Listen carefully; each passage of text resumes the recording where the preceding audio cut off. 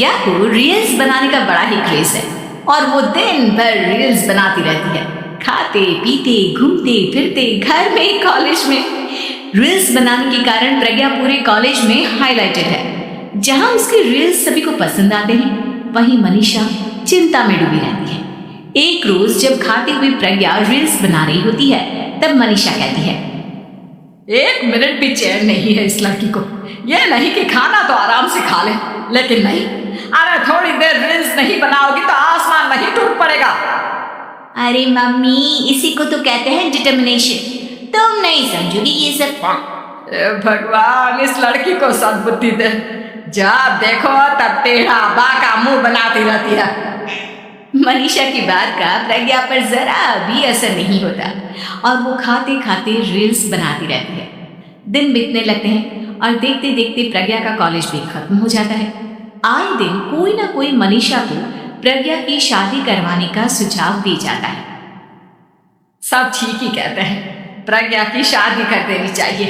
अपने घर के कामकाज में व्यस्त हो जाएगी तो खुद ही ये रील्स और नाच गाना बंद हो जाएगा।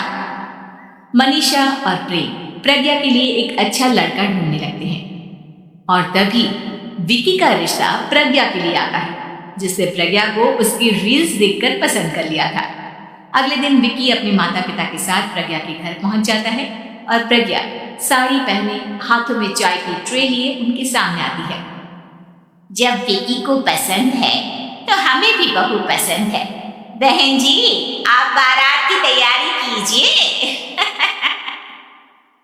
एक बार लड़का लड़की अकेले में बात कर ले तो अच्छा रहेगा। हाँ हाँ, क्यों नहीं। मनीषा विकी को प्रज्ञा के कमरे में भेजती है, जहां प्रज्ञा पहले से ही रील्स बना रही होती है। तभी विकी कहता है, आ गए आपके साजन जी। हमारे साथ ये रील्स कंप्लीट करती तो और भी अच्छा रहता। अच्छा जी, आप आ ही गए हैं तो बना ही लेती हूँ आपके साथ। दोनों मिलकर रील्स बनाते हैं। जब वी मीट और तुरंत पोस्ट भी कर देते हैं। फिर विकी कहता है, जब आप साड़ी में चाय लेकर आए तब मुझे लगा कि कहीं मैं गलत घर में तो नहीं आ गया। अब सही है। दोनों की शादी पक्की हो जाती है और शादी के दिन भी प्रज्ञा रील्स बनाने से चूकती नहीं। यहाँ तक कि बारात के समय भी नाचते हुए रील्स बनाती है। सभी लोग प्रज्ञा की तारीफ के पुल बांध देते हैं और प्रज्ञा नाचती गाती अपने ससुराल चली जाती है। सब कुछ अच्छा चल रहा होता है। प्रज्ञा यहाँ भी दिन भर हर चीज की रील्स बनाती रहती है। लेकिन कुछ दिनों के बाद जब सुनीता कहती है, बहू, ये रील्स के साथ साथ कुछ काम भी कर लिया करो। वैसे तुझे और क्या क्या बनाना आता है? मम्मी जी, वैसे तो सब कहते हैं कि मैं सब कुछ अच्छा बनाती हूँ, लेकिन मुझे लगता है कि मैं मैगी अच्छा बना लेती हूँ। हाँ, कॉफी भी अच्छा बना लेती हूँ और मुंह तो सबसे अच्छा बना लेती हूँ। हैं?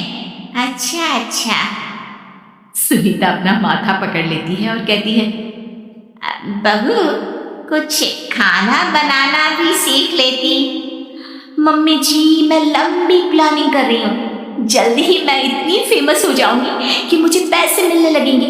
हम दोनों सास बहू राज करेंगे, राज ना कर काम करेंगी और लोगों की तो लाइन लगेगी हमसे मिलने के लिए। तेरा दिमाग खराब हो गया है क्या बहू? हंसी मजाक तक ठीक है, लेकिन इस तरह घर नहीं चलते। जितना जल्दी हो इस घर के तौर तरीकों को सीख लो। प्रज्ञा मुंह घुमाकर चली जाती है और तुरंत उसी वक्त एक रील बनाती है। ये देख सुनीता का गुस्सा 7वें आसमान पर चला जाता है और विकी के घर आती ही सुनीता उसे सब कुछ बताती है। विकी भी अब प्रज्ञा की इन हरकतों से परेशान हो जाता है। तुम टेंशन मत लो मम्मा, मैं देख लूंगा। विकी कमरे में जाता है तो देखता है कि प्रज्ञा रील्स बना रही है।